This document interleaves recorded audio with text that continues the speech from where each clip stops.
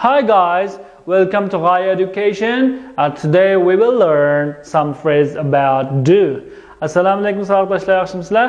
Bugun sizlar bilan do bilan munosabatli bo'lgan bir qancha so'z birikmalarini o'rganamiz. Masalan, do best, yaxshi qilmoq degan gap. Do best, yaxshi qilmoq. Do homework, oila topshiriq ishlamak. Do a favor, yordamlashmak, qilish bermak. Do job, ish qilmoq degan gap. Do work, ishlamak. Do exercise, mashq qilmak yoki badan tiniqtirmoq degan gap. Do shopping degan narsa kerak sotib olmoq degan gap. Do business degancha savdo qilmoq, pul topmoq degan gap.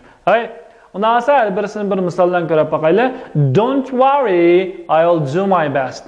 Do best degan nima? Do best, yaxshi qilmoq degan gap. Don't worry, I'll do my best. Ansirmagan, men cho'qim qadar yaxshi qilaman degan gap. Next one is do homework. Oila topshiriq ishlamak degan gap. When did you do your homework? Sen qachon topshiriqni ishlading? Yoki the children always do their homework in the evening. Bolalar davomli kech qana qildi, oila topshiriqni ishlaydi degan gap. Next one is do a favor. Yordamlashmak degan gap. Do a favor degan yordamlashmak. Masalan, do me a favor please. Mana bir yordamlashingiz bo'pti ekan, xafa bo'lmaysiz. Do me a favor please. Do me a favor degan nima ekan? Yordamlashmak degan. Next one is do job. Ish qilmoq degan. Masalan, I did a few jobs about the house. I did. Ama do degan gapning o'tgan zaman shakli I did a few jobs. Azroq xizmat, nima azroq ish about munosabatlik the house. Uy bilan. Demak, shuni men azroq uy ish qildim degan gap. I did a few jobs about the house.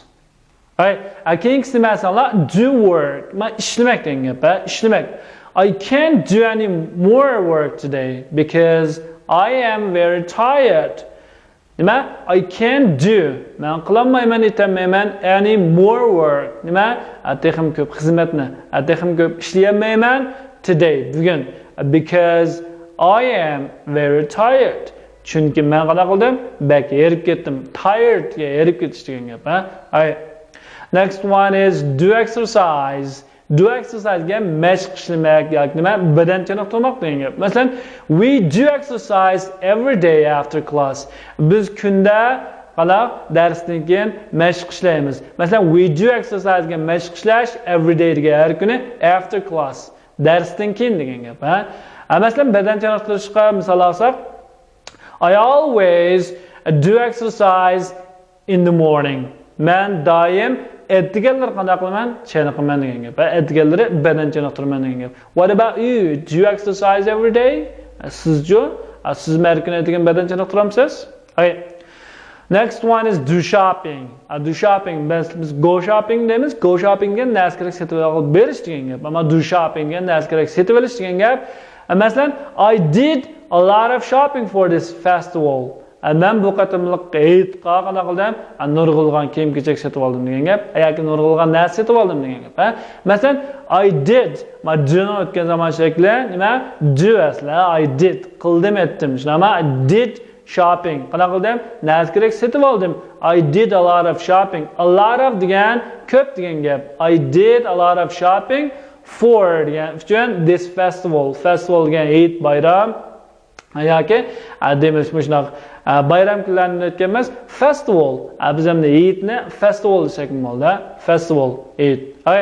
The last phrase is do business. Aniqroq so'z birikmamiz bo'lsa, valla savdo qilmoq degan gap, savdo qilmoq. Demak, shu o'g'ini jiqroq pul topmoq degan gap. Masalan, the shop does very good business. The shop does very good business. U dukkan qana qildi? Obdan savdo qildi. Yoki savdosi yaxshi degan gap, Masalan, the Apple company does very good business. Olma shirkati qana qildi? Aynan yaxshi savdo qildi. Yoki savdosi yaxshi, tafovut yaxshi degan gap, Ladies and gentlemen, that's all for today. See you next time. Bye bye.